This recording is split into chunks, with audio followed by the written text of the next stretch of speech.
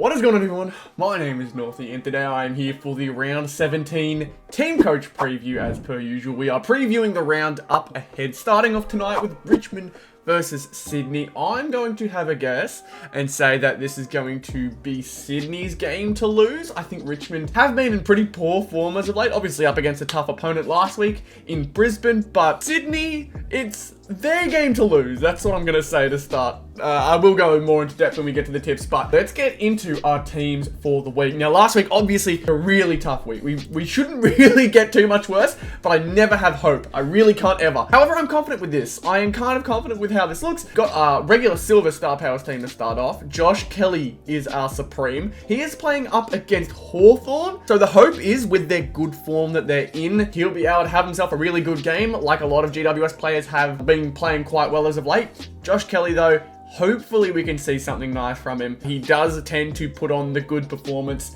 every now and then that just surpasses the rest of the league. So let's hope he has one of these against Hawthorn. We go to our mighty mids, and Nick Dacos remains very consistent. Honestly, with the way that this whole entire category has been playing, any of them could realistically be picked as the mighty mid. This is a really, really good looking team at the moment, but all 13 of the 100 point plus players here could be picked again. They really could. And then looking here, Sam Walsh could have even snuck in. LDU hopefully can eventually. And then the other two just very far, oh, not very far, sorry, not too far off. Then we go to sharpshooters, which is always the scariest one. We're sticking with Taylor Walker because he remains really good at the moment. He continues to play at a pretty good form. So we're going to keep him, even though they are up against a pretty difficult opponent this week. I can't remember who. They are up against a bit of a tougher opponent, although he did play well against Collingwood, so you can't really fault him. He's doing quite well. Young Guns, I'm sticking with Zach Butters. I was thinking maybe go Tom Green. Obviously, the Hawthorn matchup could go well, or maybe just anyone else in general, because Butters has been handing the load off to everyone else, but I've gone with Butters because I believe they are up against a not-so-good side here as well. Maybe Gold Coast. And Gold Coast have been a bit on and off, and they're in their low period at the moment, so it'll be interesting to see whether Port makes the most of that game. And then Epic, I've gone with Sam Doherty. He's just consistently quite good for Carlton, and I'm hopeful that he'll be able to be good again. With my luck and the fact that I've chucked him in my team, good chances he has one of his worst weeks of the year. Last week, 136 was our rank, and yeah, just not a good week. Not a good week overall. Hopefully we can find ourselves in the top 10 maybe. Go over to the Ultra side of things. Now, this is a very interesting week. Tim Kelly was a late out, so I got really screwed over last week. Clayton Oliver, still not back. So this may be one of the worst purchases I've had of the year. Clayton Oliver has not played, maybe played once ever since I purchased him, so I haven't really been able to use him. Chucking in Noah Anderson, though, he is going back in there. He's been a nice pickup, although Dacos, it'd be nice to have a double point to Dacos. Noah Anderson, he's just a cheaper player and has been putting on some really good performances, so I don't see a reason why not. He's a good double points player to have. Then we go to sharpshooters. Ended up sticking with a silver player here in Tex Walker. You can see the two double points players that I have right now in Ben King and Cam Zurhaar. None of them cracked 50, so I'm too scared. But we do have Tom Green double points for our team this week. Again, Zach Butters is our player for the normal round, but for double points, we can chuck it in Tom Green. I don't see any reason why we shouldn't. And then Sam Doherty seems to be a safe 100-point player. We're going to chuck him in there again. Everything really lies, I think, on McRae's play, because they are up against Collingwood, so it'll be a really tough game. Anderson, I'm hopeful, will be solid. He has been putting in a lot of effort as of late, and I see that he could, you know, keep pushing that play. Tex is also another one that we have to really worry about. I'm hopeful that Tom Green, fingers crossed, plays up to his potential. Just the fact that he's been having such a good season for his standards. Hopefully he can keep that going. And Doherty, I'm confident he'll get 100, but everyone knows the minute you get too confident, everything goes wrong. We're going to go to the ladder, though. This was by far the worst of them all. We damn near didn't even beat our regular Star Powers score last week with no Tim Kelly, a poor Luke Davies-Uniacke performance. It was a really tough week. A really, really tough week. And I think, who did we have here? I can't remember.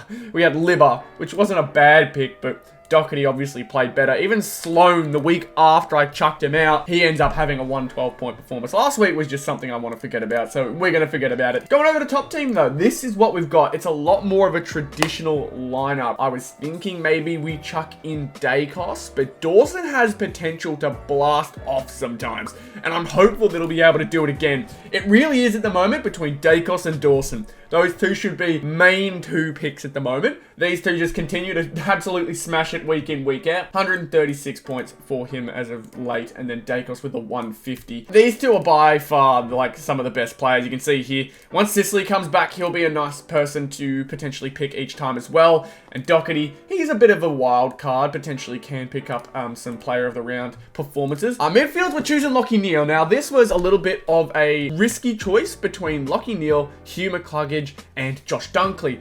I think Josh Dunkley has the potential, or the most potential, to drop massive games. I'm talking 140, 150 point performances. He can absolutely blow teams out of the water, but Lachie Neale remains super consistent for the most part. You can see averages over 100 for the season with 106. Last round he got himself 127, and he's up against West Coast. This is going to be a really interesting game to watch. I'm really hopeful that Lachie will have a good performance because I really need it. I really need it. I trust everyone else except for the midfields purely because I don't know who's going to be the best that week. I really don't. Ruck, we're going with Tim English. He is up against the strong Collingwood side, and I'm hopeful that his athleticism will get him over the line, but man, I could easily see someone else beating him this round. Sean Darcy managed to do it last round. Rowan Marshall, he did come up against West Coast. Even though it was a close game, I was still very confident Rowan was going to play really well. And then Riley O'Brien over 50 hit out. That goes to show you how important Riley is to that team. But going with Tim English, he still remains the highest average player.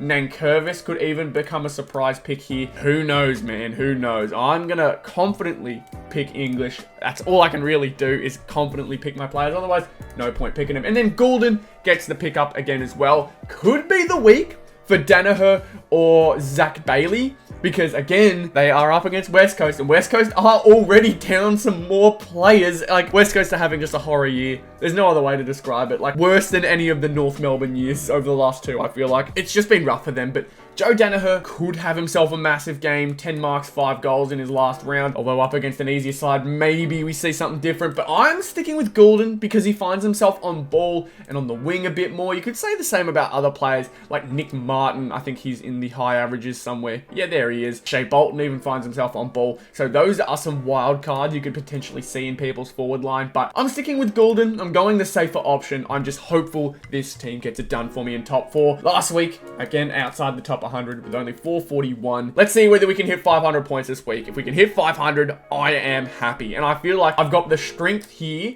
to do it. So let's hope that things go our way. Go over to top 18 though. This is what we are looking at. The big interesting point to bring out is a lot more Richmond players than I expected to see. I really didn't notice that I had that many Richmond players. Taranto did come off a poor week, but I still have confidence in him dropping a big game. 130 points is his average for the season. The dude is having an incredible year. His first year in the new colours, that must hurt for GWS fans, but maybe it's just circumstance that gets him such high numbers in general. But Boston is starting to show that awesome form that he had last year. 106 points in the last round and consistently getting 100-point games now. We see here Will Day is a change I believe I made as well. I think I've taken out Lockie Whitfield and I've taken out one more, but I can't remember off the top of my head who it was. Oh well, we don't need to worry about it. This is who we've got. Will Day, although he did only have the 79 points, averaging over 100 for the season, so you can only hope that he manages to get himself a bit more of the footy in his hands in this coming round. Midfield overall is just really interesting, man. So Bontempelli remains a really good pickup each week, averaging 122. It's hard to say no to him. He's third for the entire season in average. He's doing himself really well. Kelly, we've switched in. Up against Hawthorn, has the potential to go off here. 91 last round, but it was against Melbourne in some pretty horrific circumstances. The weather was just really bad. The footy was pretty sloppy overall. Just the play wasn't the greatest. But they did take the win, so you think he'd be happy enough with that. Rosie is the big change I'm making this week. I was thinking, what if we chuck in Butters? but Rosie has actually shown a lot of good form. But again, because Northy picked him, he's probably going to drop 80 points while Butters has the man of the round performance. I'm waiting for it. I just am. And then, yeah, I mentioned Taranto, even off the poor performance. And Lachie Neale, who's in our top 4, is in our top 18 as well for the same reasons. Forward, 2 Brisbane players for obvious reasons, unfortunately, for West Coast fans. Bailey and Danaher are going to be chucked in the forward line. Hopefully, we get good performances from both of them, but I'm sticking with Nick Martin. He's only had the 1 poor performance, and it was in a good game against Port, so I'm really not too stressed. Goulden, obviously, because he's in our top 4, he'll find his way in top 18. Shea Bolton, as I mentioned before, he can play on the ball sometimes, but sometimes he also goes missing. You can see 63 points last round. Definitely not what you want as a Richmond fan from one of your on-ballers to be dropping that little amount of points or just have that little amount of impact. I don't think they care as a supporter about the points, but you know what I mean. They want to see more impact from the player if they're going to be put on the ball. So Shea, let's see whether we can get something good out of him. And then Zeeble, he remains a safe pick. You can see he got 86 points, so it's nothing crazy, but he averages 104 for the season. When he has to play some pretty big roles or pretty big minutes, he does end up getting the ball a lot in the back line just through some switch play. But Zeeble is Zeeble, and I still don't trust him ever. Unfortunately, it's just the case with any North player. I do not trust them. We go over to the ladder, again out of the top 100. No top 100 performances last week, so let's at least try and aim for that. At least 1 top 100 performance. Let's try and aim for it, I guess. 1658. We're going to aim for, if we want to see top 20, 1800 at least. 1800 would be great. Averaging 100 points per player is the goal. I think with some big performances potentially, we could see it from our forward line too. I'm hoping some massive performances from our forward line. I'm almost certain our back line will pick up some good 100-point performances. If it's not from Dacos, it'll be Dawson. Not from Dawson, it'll be Doherty. Not from Doherty, it'll be Sinclair. Surely we get some good performances from those guys, but those ones, and we've also got ourselves a decently strong midfield with some good matchups considering the circumstances, Kelly and Neale, as I was talking about before. Let's go over to our tips. This is the last bit we've got for the week. Round 17, we'll go through them pretty quickly. Brisbane versus West Coast. Do not need to say much. Essendon versus Adelaide. Essendon could be a bit of a sneaky pick here against Adelaide because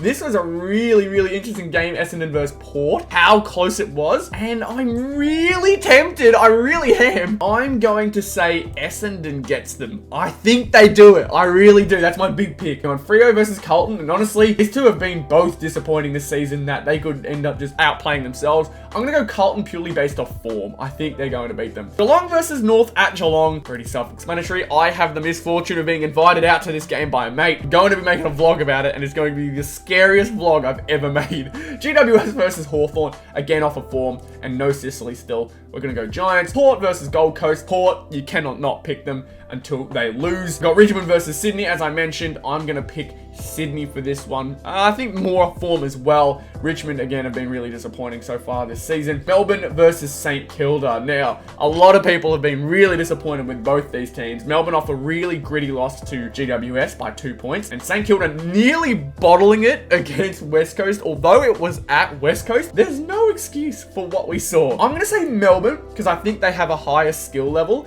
Although they do have some fresh and young legs there at St Kilda. So they can potentially burst out this game. But I'm going to say Melbourne is a bit of a safer pick. And then Collingwood versus Dogs. As much as the Dogs have been surprisingly good, like under the radar good, Collingwood are Collingwood. You cannot not pick them at times because they are just that dominant at their best. So those are my tips. Hopefully we get ourselves a 9 out of 9 week. That'd be really nice. But nonetheless, that is what we've got for round 17. Best of luck to everyone who watches this video, and best of luck to you all in terms of getting prize cards. I'm hopeful I can find one this week, but if not, we've still got plenty of the year to go. Still only the 2 prize cards this year, but I'm hopeful we can pick up a few more before the end of it. So thank you all so much for watching this video. If you enjoyed, be sure to leave a like, subscribe to the channel if you are new, click the video on the screen right now if you want to see more Team Coach content. Thank you all so much for watching this video. I'll see you all in the next one. Goodbye.